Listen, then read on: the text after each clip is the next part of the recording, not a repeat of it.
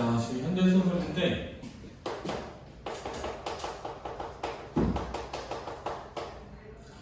이제 당연히 서술과 대화로 이루어져 있을 거고 형식은 서술의 묘사였겠죠. 그 다음에 인물과 사건으로 이루어져 있을 거고 사건에는 배경이 있겠죠. 이걸 이제 중심으로 읽어봐야 되는데 뒤에 4번 보기를 보면 파편은 전쟁의 상처와 아픔을 다양한 인물을 통해 다각도로 제시하고 있다 그랬거든. 그러니까 이 작품이 전쟁의 상처를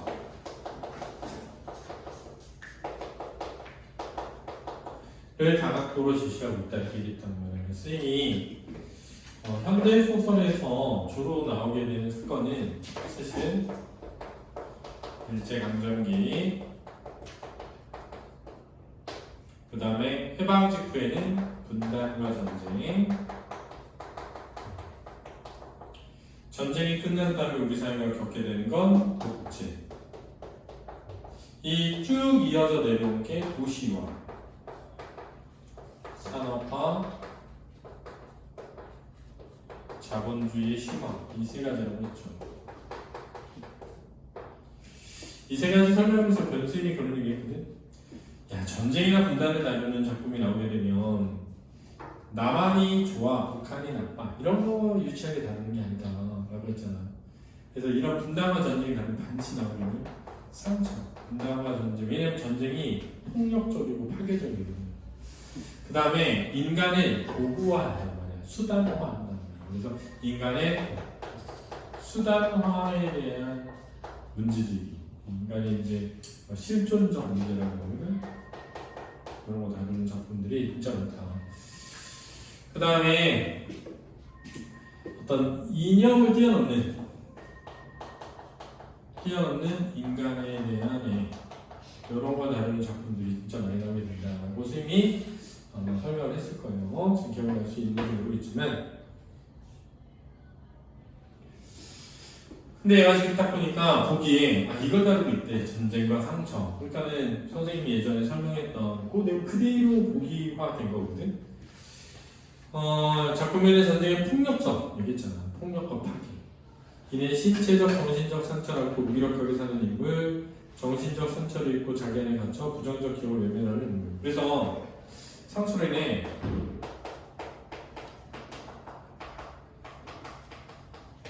무기력하게 살아가는 인물이 있고, 그 다음에 부정적 기억을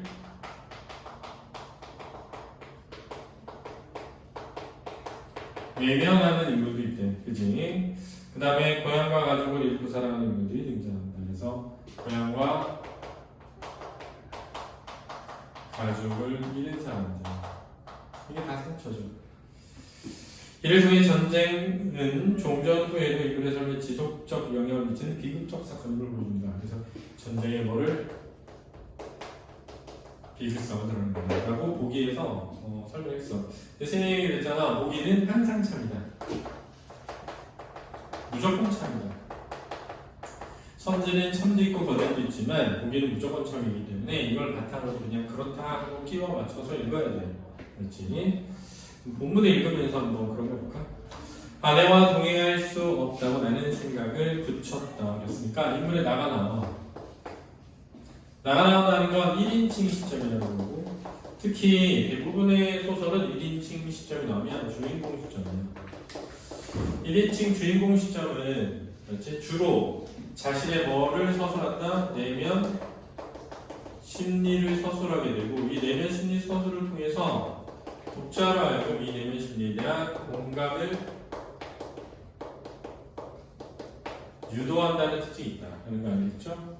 중요한 포인트니까 알아둬야 돼.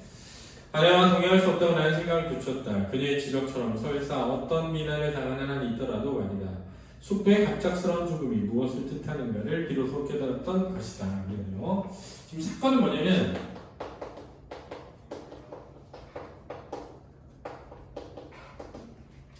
이 숙부의 죽음이야.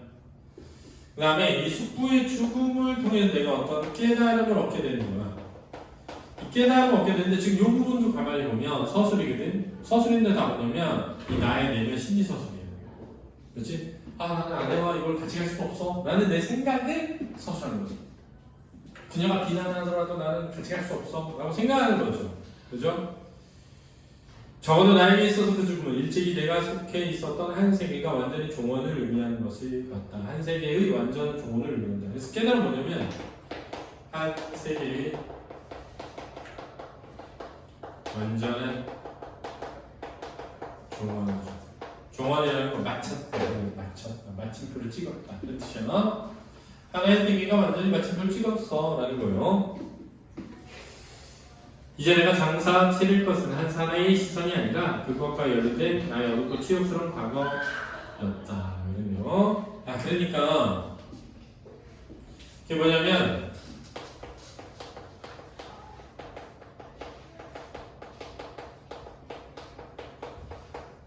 이거여야 되는 거지. 그치? 그럼 이거는 뭐냐면 뭘로 인한? 왜? 보기에서 이렇다고 했으니까. 그치? 전쟁의 상처인 거죠. 전쟁의 상처의 종언을 의미하는 것이 되는 거지. 그러므로 지금까지 한쌓고 담쌓고 은퇴해왔던 그 세계를 마지막 장 은퇴해왔던 그 세계를 살펴봐봐. 이거는 내가 이렇게 해왔나 외면해왔나 그지? 모른 척 해온 거죠. 숨겨온 거죠. 그러니까 아내에게 말할 수가 없죠. 마지막 순간에 아내에게 열어볼 수는 없다고 나는 생각했다. 그러니까 여기는 전부 나의 생각이니까 그지? 내적인 어떤 독백을 이렇게 어조로 표현해서 그런 거죠. 뭘 챙긴다고 그래. 내 양말에는 몇 켤레 내주구려. 돈 좀 하고. 들어가죠. 불쑥 나는 말했다. 예상했던 일이다. 가방을 챙기던 아내 등등이 딱 멎었다. 아무 말 없이 그녀는 한동안 내 얼굴을 똑바로 쳐다봤다.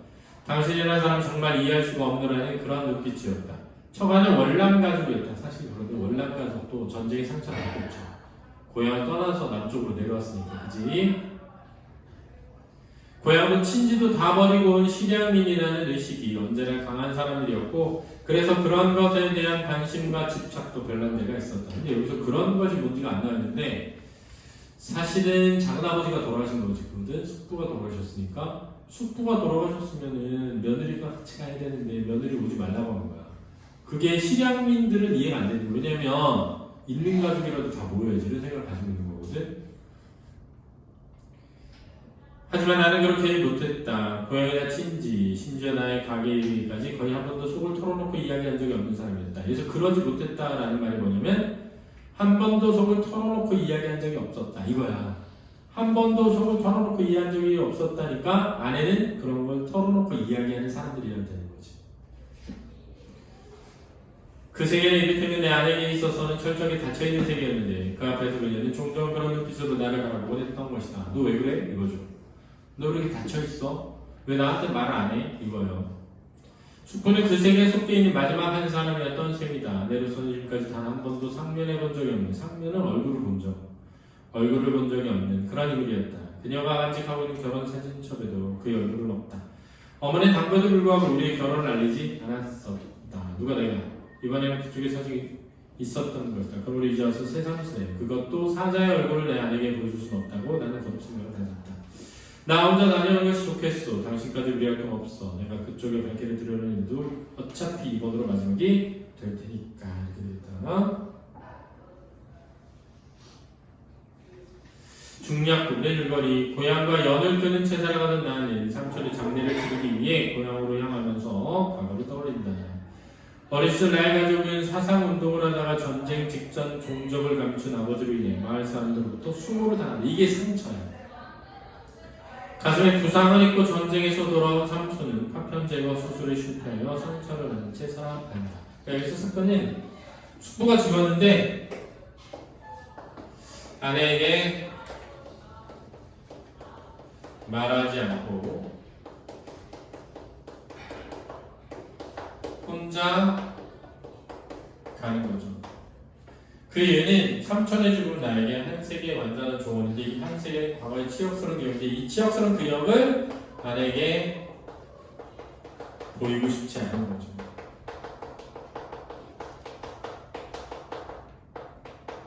여기까지가 나온 거야 지금. 내용은. 그런데 전쟁 직전에 종족을 감춘 아버지를 위해 말씀드리고 수호당 가슴에 부상을 입고 전쟁에서 돌아온 삼촌은 파편 제거 수술에 실패하여 상처를 안은 채 살아갔습니다. 사라 성전에 내가 고인을 마지막으로 본 것은 7, 8년 전의 일이 됩니다. 그래서 고인은 삼촌이겠죠? 내 어머니 장례 때 참석하지 못했던 그는 어느 날 불쑥 그것도 내 직장으로 찾아왔던 것이다. 이제 과거의 사건으로 하니까 역순행적 구성이에요.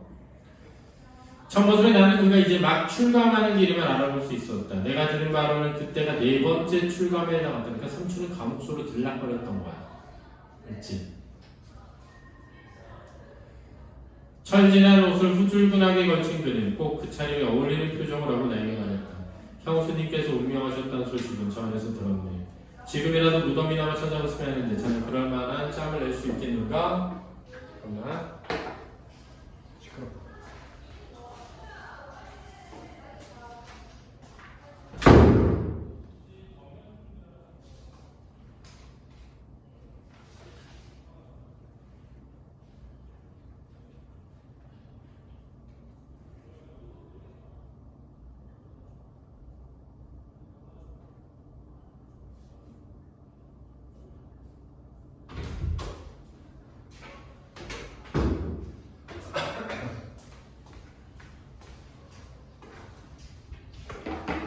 자, 세울게요. 지금이라도 무덤이나마 찾아봤으면 하는데 자네 그럴 만한 짬을 낼 수 있겠는가? 동그라미 나는 앞장을 섰다. 그러니까 지금 두 번째 사건은 어머니가 돌아가신 후에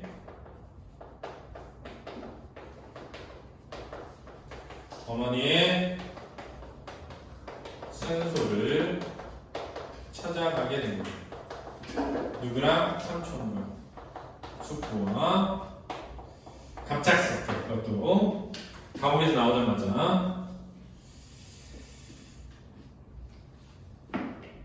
서둘면 퇴근 시간에는 돌아올 수 있겠다고 어림했지만 생각해주마. 물론 그렇게 되지는 않았다. 근교라고 해도 우리가 묘소에 대한 건 해가 설빛한 때였다. 해가 설빛하다. 질 무렵 내 어머니 공문에는 잔디가 제법 깊고 넓게 뿌려대고 있었다. 그는 지석 앞에 이웃들이 소주 한 병과 지치포 몇 점 후주머니에 꺼내놓았다. 그리고 허리를 꺾고 무릎을 꿇은 채 오랫동안 일어나지 않았다. 혼신의 힘을 다해 모욕을 참고 있음이 분명했다. 그러나 끝내 땅바닥에 얼굴을 박은 채 그는 신같은 울소리를 냈다. 자네 아버님 제살랑 5월 중에 적당한 날을 택해 모시도록 하소. 가급적이면 중순 이전이 좋겠네. 야, 여기서 알아야 돼.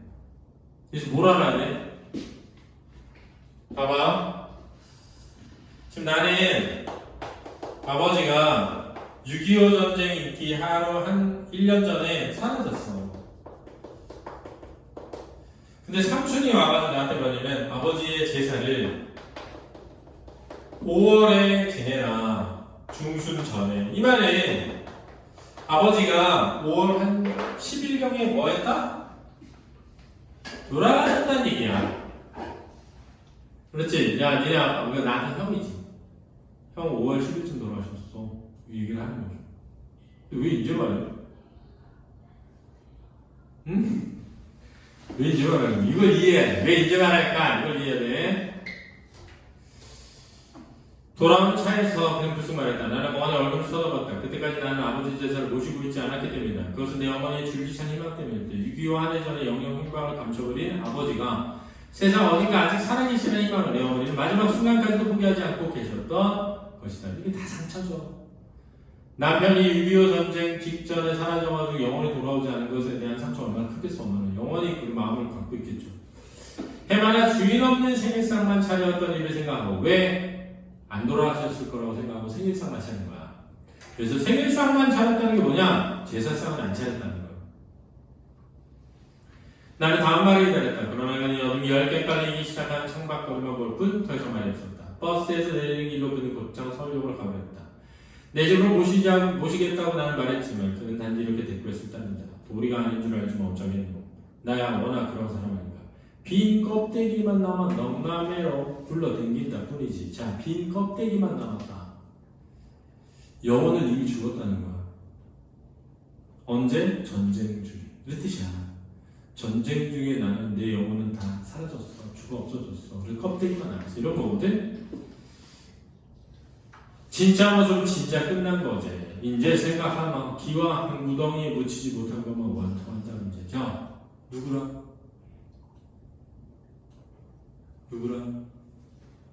누구랑 한 구덩이에 묻히지 못한 게 완성한 거야? 야, 아까 앞에서 누가 죽었대? 형이 죽었다 했잖아. 형이 5월에 죽었대잖아. 그러니까 알아. 그때 있었나 봐. 형이랑. 자네 집사람한테 날 만났다는 얘기도 하지 마소. 나는 더 이상 그를 잡지 않았고 그런다고 돌아설 사람도 아니었다. 잠을 자고 그날 밤 내내 잠을 설치며 나는 그가 남긴 말을 곱곱 곰곰이 되씹었다. 적어도 한 가지 사실만은 분명했다. 그는 삼촌은 내 아버지의 죽음을 목격했던 것이다. 어쩌면 그의 가슴에 남아있는 상처와도 관계가 있는 건지도 모르겠다고 나는 생각했다.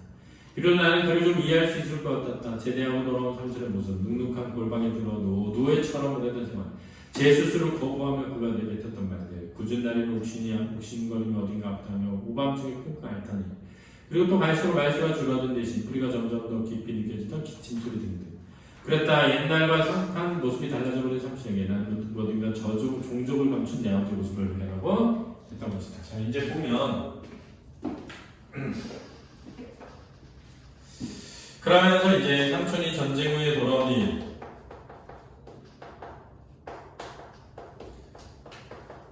모습을 떠올리면서 끝나고 있는데, 삼촌은 내가 볼 때 얘 같아. 얘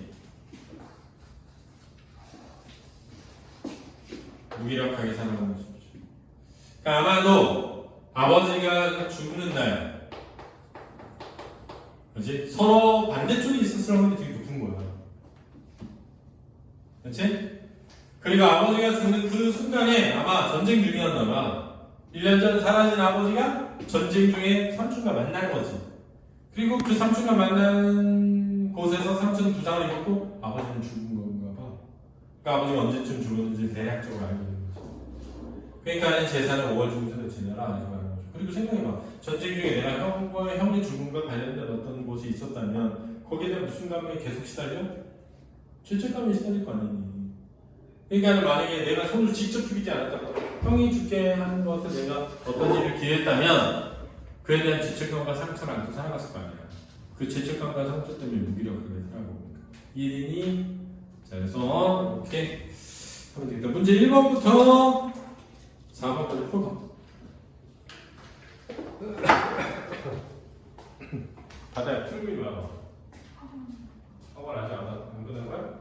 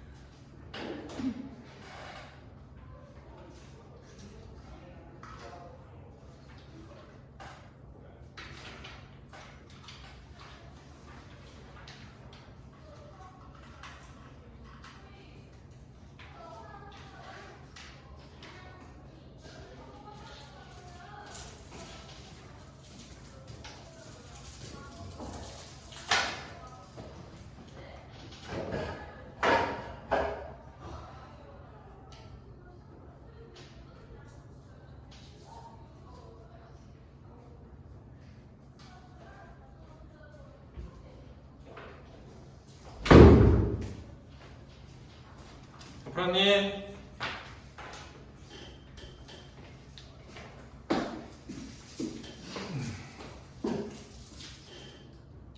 답을 맞춰볼까? 자, 1번에 5번. 아, 이걸 재영이가 이렇게 풀어봐. 1번. A와 B의 수술사 특징에 대한 설명하는 적절한 것은 5번 A인 내면 서술자가 특정 판단 내의 비율을 B는 행동의 요소를 통해 관찰돼서 심리를 드러내고 있다. 그러니까 이게 서술, 심리 서술이라는 거 있잖아. 그거 중요한 거야. 그 다음에 여기서 두말 없이 나는 앞장섰다. 그 B 부분. 해가 솔깃하다. 뭐 이런 거 있잖아. 이런 게 다 묘사라는 걸 이해해야 되는 거. 그렇지? 그 다음 2번을 받아봐.